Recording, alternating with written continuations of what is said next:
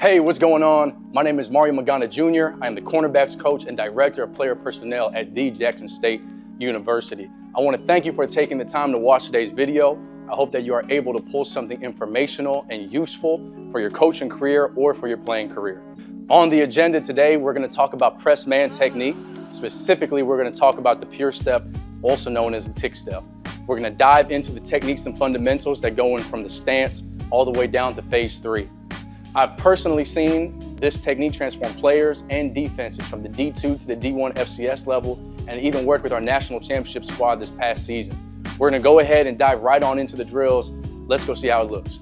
All right, when talking about press and the pure step, it's important that we break things down to the details. All right, so first thing I'm gonna look at with Levi here is talking about stance. All right, first thing I'm gonna ask all my DBs to do is get down and grab the suitcase. All right, what grabbing the suitcase is doing is it's getting Levi down at a good pad level. All right, when you look at, turn here to the side for me, Levi. When you're looking at the stance of any DB, if he's got high leg angles, all right, he's got no way of moving. He's got no spring. If I'm asking Levi to move from side to side or backwards, he's gonna either have to move inefficiently or he's gonna get back down in his stance anyway. All right, so we teach grabbing the suitcase so that we have active legs and that we are ready to move on both sides. All right, next thing it does is it gets us in good pad level, and it allows our eyes to naturally be low and looking at where we're supposed to. All right, so that's the first thing with the stance. Next thing we're gonna talk about is alignment, eyes, and footwork. All right, so acting as if Levi is inside shade of me. All right, first thing we're looking for when we're talking about lining up inside shade is that head is gonna line up with the shoulder of the leverage that you're protecting. So if this is inside, Levi's on my inside shoulder. Reason we do that is to make sure that we are in position to make contact with that receiver, and I don't want him to be way too far inside to where it messes up the rest of the technique. Although he's protecting inside leverage, I still want him to be actively in a position to cover the man. All right, so now working off that alignment, Levi's inside foot is going to be staggered slightly forward. All right, once again, grabbing suitcase, put himself in position. The footwork, the way the feet need to be aligned, is what we're calling the instep stance. All right. So all that means is that this staggered foot outside of him, or again, closest to the man, this foot is gonna line up with the instep or midfoot of his opposite foot. All right, that's the instep. Now, small details, and what we're looking for is a slight inside angle with the feet, heels kind of pointed outside. All right, it's nothing too extreme, it's nothing too crazy, but it's just the small specifics of how the alignment should look. All right.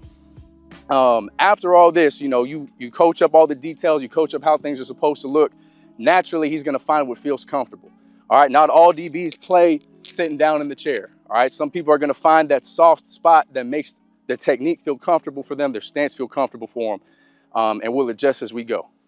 Now, when working the pure step, you've already touched on the details. You're talking about the stance, you're talking about eyes, pad level, how the feet are supposed to look, and where your alignment is. So once you have talked about all that with your DB, a good way to rep it, simple drill, is just getting this receiver lined up in front of your DB, all right? So we're still talking, this is inside, you have a receiver, and you have your DB, all right? All Levi is going to do is key my initial step, all right? This is the pure step. Once I take my step and begin movement, the pure step is just a small, quick step from the foot closest to the man, all right? Stand here for me, Levi. All the pure step, now people teach it different. All right, some people like to teach that pure step to the leverage that they're defending. I prefer to teach it to the man. The reason I teach it that way is, again, I want this DB to be in a position to get hands on. All right, if I ask him to take this foot away, take that opposite step for me, Levi, and then I move. All right, yeah, he's activated, he can move, but I have created separation for myself outside of his frame. All right, so I like and I prefer that he take that pure step in the direction I'm going. Now he's still working into my body. He can get hands on. He's not in a compromised position, and his hips are still going to be open to move with me. All right. But again, this is just a small drill, just a quick timing drill, just to get him moving, activated, and comfortable with the pure step. All right. Like any good DB coach is going to tell you, it's always feet first, hands second. All right. The reason why this is important is you don't want to get into the habit of lunging or getting hands on too early. You need your body and your feet to put you in a position to cover first. All right, but now that we've already talked through stance, alignment, where your eyes need to be, Now we can teach the hands. All right, that is the next step in your teaching pro. So what we teach here is the 2-1 to none. All right, what that means is so long as Levi, now again, I'm saying ball is this way, I'm DB, he's my receiver. All right, if he moved directly at me, I can get 2 hands on as long as he is within my frame. He is within my shoulders. All right, I get 2 hands on. I'm looking for my thumbs to be up and I'm aiming for that outer pec, almost inside that armpit with my hands. Said hit, he coming straight at me, 2 hands. All right, if he is slightly outside my frame, meaning Levi is halfway through my body, all right, I use my offhand. All right, so now Levi is coming at me, he's moving outside. I'm looking to get 1 hand on. All right, same thing, thumbs up, just 1 singular hand. He is halfway outside my frame. If he is completely outside my frame, I'm using no hands. And we'll talk about that footwork next. It's gonna be called the kick step. If he goes straight out right away, I can't get hands on. I'm looking for a cutoff angle off rip. All right, but again, we're teaching the 2-1 to none. All the way inside my frame, halfway inside my frame, all the way outside my frame. So a drill we use in our day-to-day is what we call the engage drill.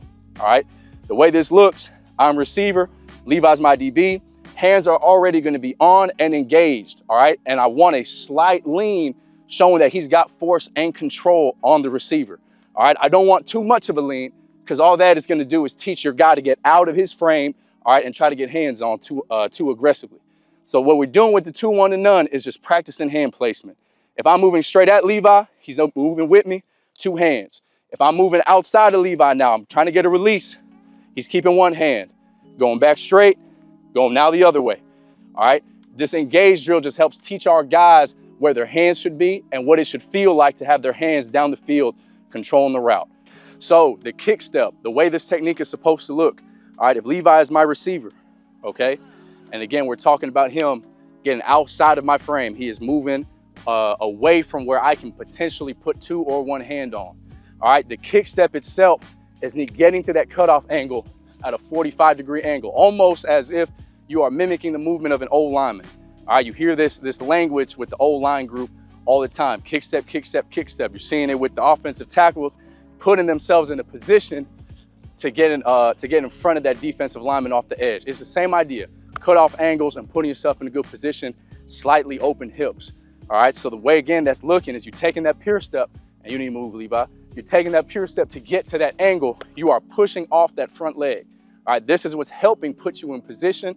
It is okay to get a slightly open angle. You just don't want to take that step and take that kick step and immediately open the gate.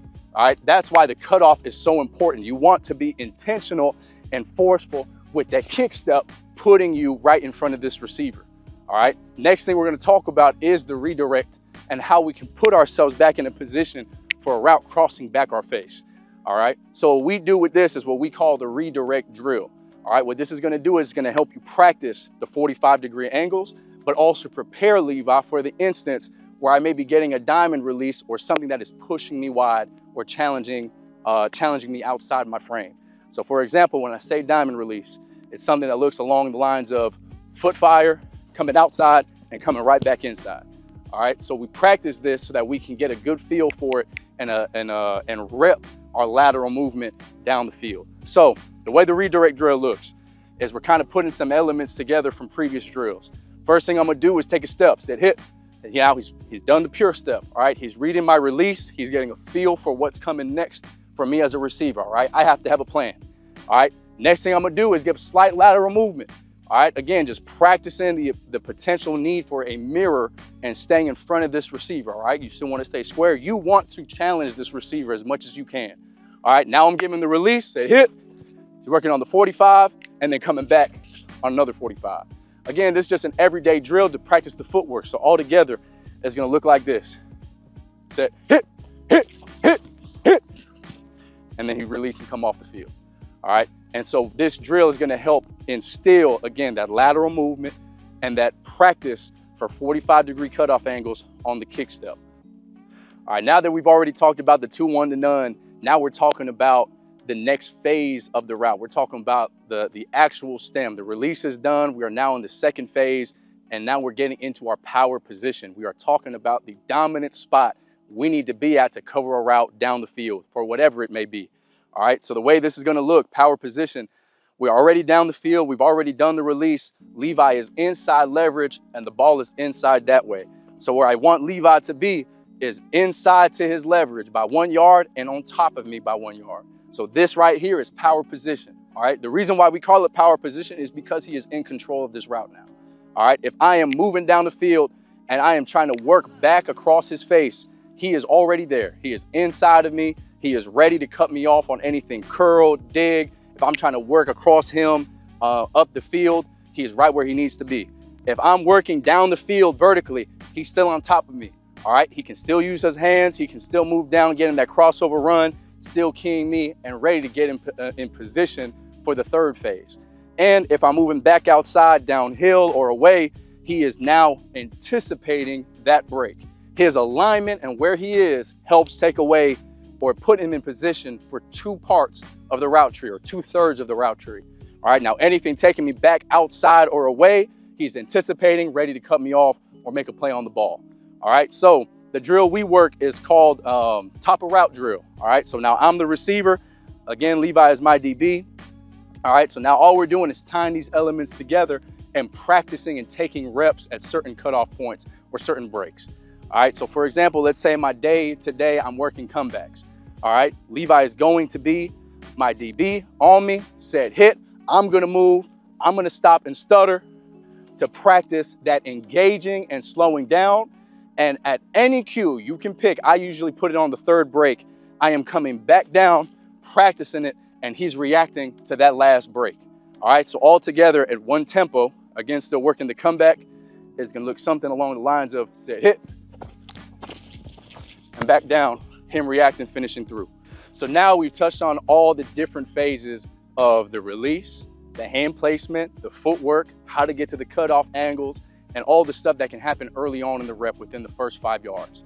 All right, but like any good DB has to learn, you have to learn how to get into the 3rd and final phase of the route. So the way we do it is we tie all those elements together in one final drill.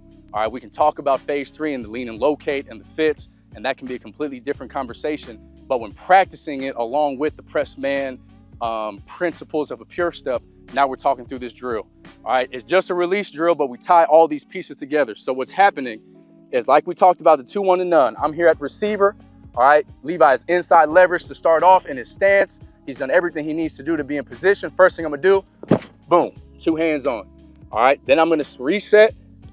Now I'm working outside, set, hit. Still using that offhand jam. All right, now I'm going back again, the opposite direction. And now Levi is going to get into a lean and locate phase 3. Set, hit.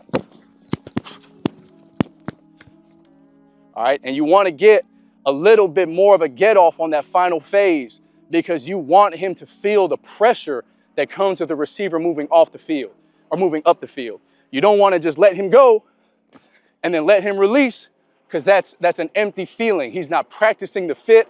It's just him running a route on air to practice ball, catching the ball. All right. The way this drill is going to look, same thing. Ready, set, hit, set, hit, set, hit. And you can still get a ball thrown so he can catch that in high pointed, elbows above your eyes. All right. Now, to add an extra step to this drill, when your guys get good and comfortable with their hands and you want to elevate their game a little bit, now you can add an extra step with their hands. All right, so Levi here has been offhand jamming in the previous drills. All right, now I'm going to ask him to actually shoot that outside hand. All right, typically taboo. All right, if that's the only hand you're using. Why? Because if Levi is shooting only the offhand or outside hand, said hit, and this receiver swipes it off, his hips are locked. All right. But, and this is why I say it's next level, and it comes with practice, he has to shoot that hand fast. All right, this is how you keep, the drills interesting, and you add more tools in the toolbox for your DB. All right, so now we're same thing, set hit 2 hand. All right, now we're gonna go outside again, boom, boom. Same thing, back outside, boom, boom, and release. All right, you do that both sides, get reps at it, and get your guy comfortable with the release of the drill. Now, as much as I like this technique, it is a tool, not a rule.